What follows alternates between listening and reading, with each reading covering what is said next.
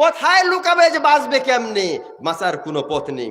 এর আগে আপনারা অনেকেই জানেন, বুখারীতে বর্ণিত একটি ঘটনা, একটা লোক, আগের একটা লোকের উদাহরণ পেশ করেছেন আল্লাহ রাসূল সাল্লাল্লাহু আলাইহি ওয়াসাল্লাম। লোকটা আগে বিভিন্ন অন্যায়ের সঙ্গে জড়িত ছিল, এমনকি মরা লোকের কাপড়ও চুরি করতো, এরকম ছিল।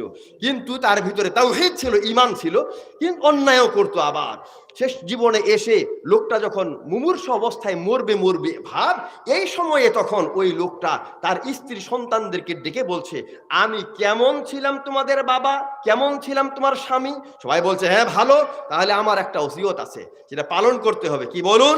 আমি যখন মরে যাব, মরে গেলে আমাকে আগুনে পুড়ে, যেভাবে হিন্দুরা পুড়ায় না, আগুনে পুড়ে ছাই করে এই ছাইগুলো উড়িয়ে দিতে হবে, বাতাসে বা পানিতে, সমুদ্রে ফেলে দিতে হবে।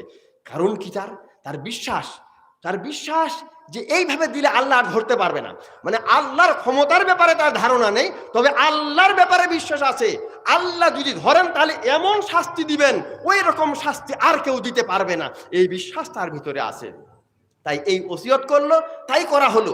ওই ওসিয়ত অনুযায়ী মরার পরে তাকে আগুনে পুড়ে ওইভাবে ছেলেগুলো ছাইগুলো সব দিকে ছিটিয়ে দিল, ছড়িয়ে দিল, বাতাসে, পানিতে, ইত্যাদিতে। এরপরে আল্লাহ সুবহানাহু ওয়া তাআলা, তিনি তো মহান ক্ষমতাধর, আল্লাহ রাব্বুল আলামিন বলছে কুন ফায়াকুন। আল্লাহ বলছে হও, সাথে সাথে কোন দিকে কোন টুকরা ছিল সব একত্রিত হয়ে একটা লোক হয়ে গেল। কেন তুমি এটা করেছো?